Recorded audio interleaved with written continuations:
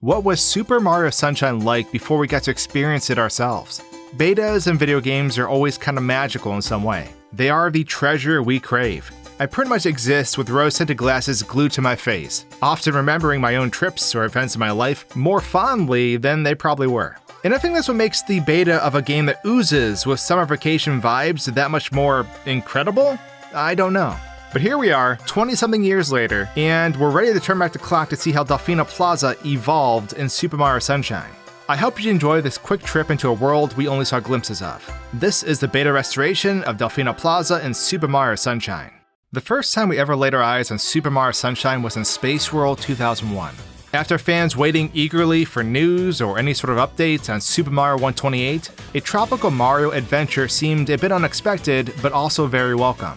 And it was this trailer that revealed so much about the world we never got to see. Back then, Delfino Plaza looked a lot different. The giant hub world we have in the game now was not the same at all, despite it being difficult to tell in this initial trailer. So, while we were captivated by what we saw, we ended up getting something way more robust. But that didn't stop us from wondering about that original trailer. And a group of people dove deep into that curiosity.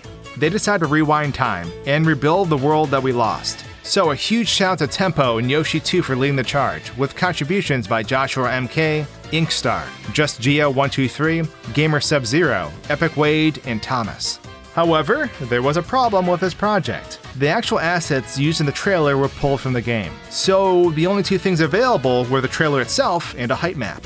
Within the Test 11 stage archive was a height map for the graffiti that Mario needs to clean up. When asking Tempo about this process and how this asset was a centerpiece for starting, he said the following, quote, "So height maps are grayscale, top-down images used within the game to determine how the graffiti should appear within the game itself, with the darker parts representing lower areas of the map, and lighter parts corresponding to higher elevations.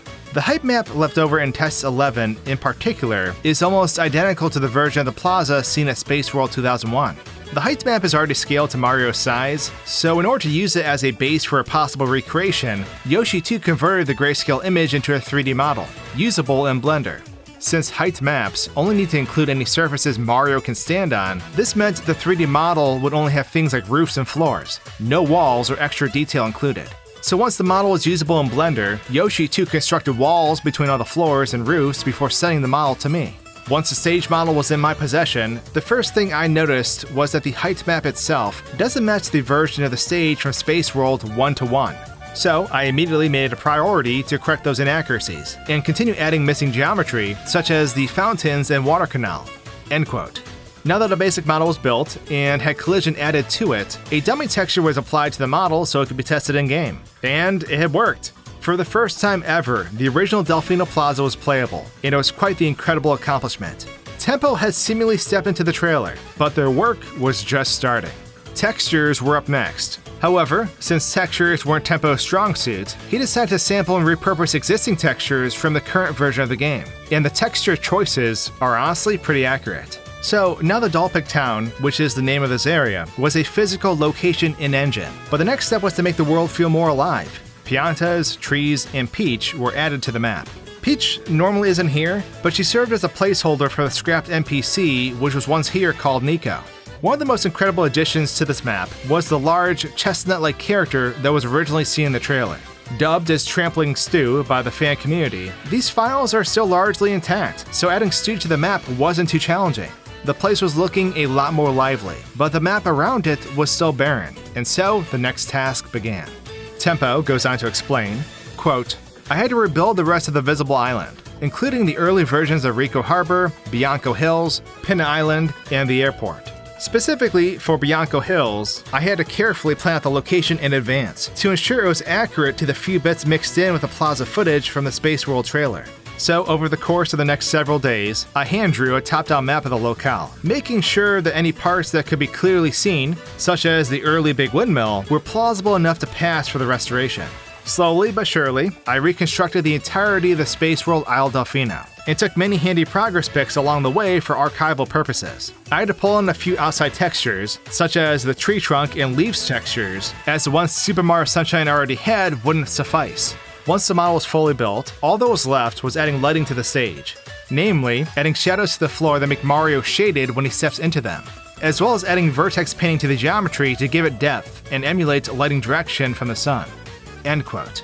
After tweaking some stage objects and throwing in some dialogue for the NPCs just for the fun of it all, for the first time ever in 18 years, the beta Delfino Plaza map was now playable. So the team decided it would be pretty neat to recreate the original trailer shot by shot. They dug up some old Spaceworld textures, utilized a partially finished Spaceworld flood model created by Thomas, and did just that. They threw the HUD onto the recorded shots and added more voice clips. And it was done. And honestly, all of this is super impressive. And what makes it really cool is that Tempo and JoshuaMK decided to add the transformation from the old Dalpic town to the new Delfino Plaza in their upcoming mod, Super Mario Eclipse, with a time travel mechanic. The idea being that this old town was gearing up for a major renovation, and that 30 years in the future, the seaport town grew and grew into what it is today. Quite a neat way to preserve history, but to also add it to the lore behind the fan mod. And not to say, playing this feels strange. Not like in a negative way, it just feels like I stepped straight into a time machine. I ran around the plaza, exploring all the different areas, from checking out the bell tower to kicking the soccer ball that never came to be. I also kinda broke out of bounds and went for a swim over Enrico Harbor, or rather what would eventually become the harbor.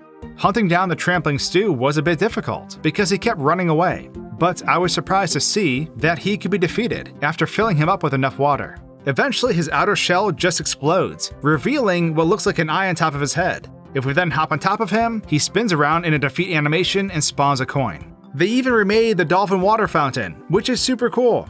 All in all, it was amazing seeing this world come to life. And I want to give a huge shout out to Tempo for sitting down with me to explain all the work that went into making this dream world a real world. It was incredible. So I hope you enjoyed this video, and of course, I'll see you all soon in the next one. Cheers!